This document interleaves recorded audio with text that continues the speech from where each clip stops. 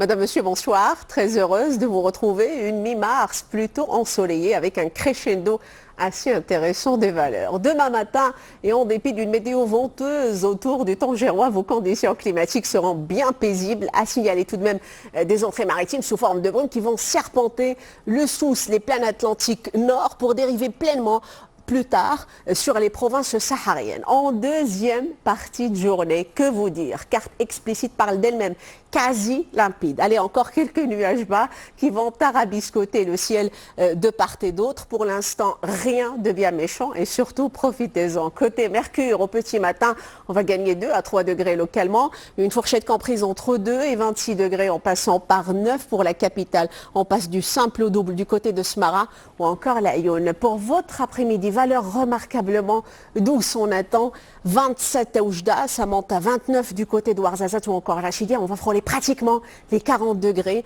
en direction de l'Gouira et c'est la maximale. Cette ambiance printanière sera quasi à l'identique pour la journée de jeudi avec tout de même un ciel bâché sur nos régions centrales. Alors vendredi, l'arrivée d'un front secondaire va vous apporter un temps perturbé avec pluie et neige mêlée par endroits.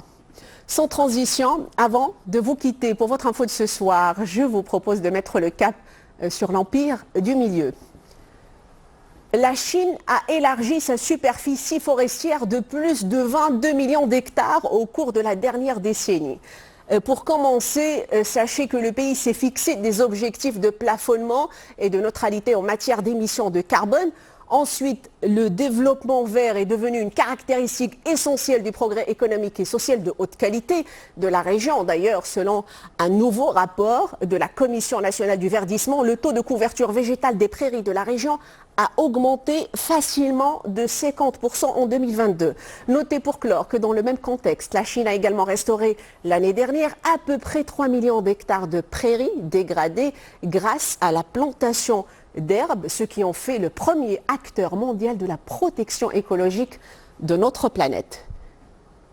Et c'est ainsi s'achève ce bulletin. Merci d'avoir été des nôtres. Très belle soirée à vous sur 2M. Je vous retrouve avec beaucoup de plaisir samedi.